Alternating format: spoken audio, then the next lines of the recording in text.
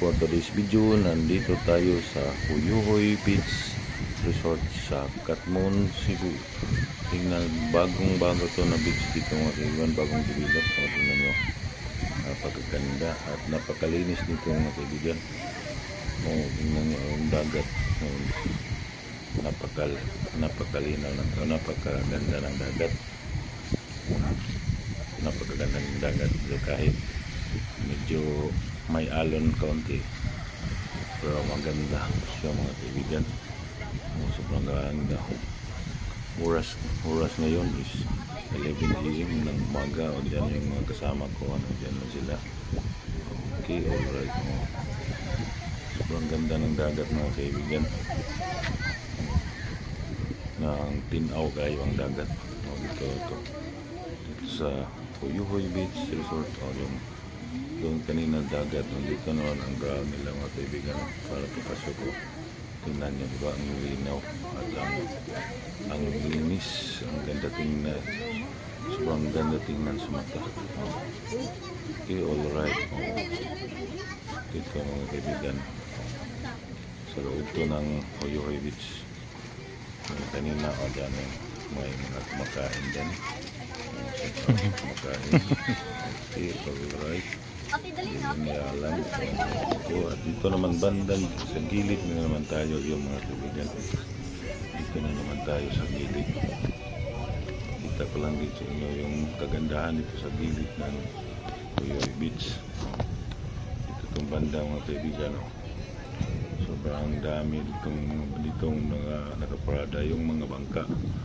At mayroon din siyang ilog. Ilog yan mga kaibigan. Diba? Sobrang ganda dito mga kaibigan. At ang linis na linis, yung alagang alaga. Bago lang itong Huyuhoy Beach, bagong develop. At ito mga kaibigan, daming naliligo. Daming naliligo dyan. At ako mamaya ng kaunti ang karugtong itong video na ito mga kaibigan, na susunod na episode ng video na ito, underwater. So underwater siya mga kaibigan. Doon naman tayo sa dagat dito.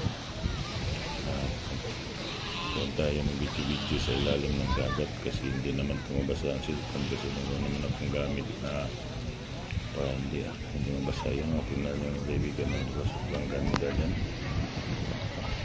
Okay, alright mga kaibigan, sobrang ganda talaga. Alright talaga, sobrang ganda dito mga kaibigan. Ang linis na linis, bagong develop ito na beach.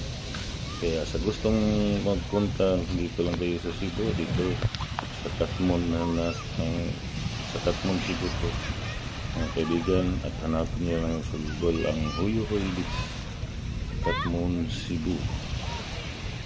Ganda kasi mga kaibigan. Ang ganda sa dagat. At hindi yung bato niya mga kaibigan, yung bato sa dito nagamit sila doon. Kaya walang matulis na hindi sakit sa paamo kung punta ka dyan sa tubig. Okay, alright mga kaibigan. Sobrang ganda talaga mga kaibigan. At ang linis, maliwanag na maliwanag kasi tanghali ng sapat. Maliwanag sa dilim, maliwanag sa hayag eh. Meron katuwaan yung mga naliligo. Katuwaan yung mga naliligo.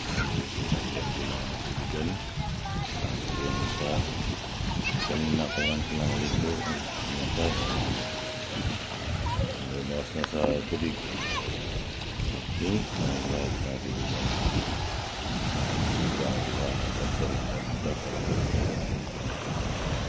Siguro mga kaibigan, see you na lang po sa next vlog. Maraming salamat po sa panonood. God bless po sa lahat. Bye-bye po.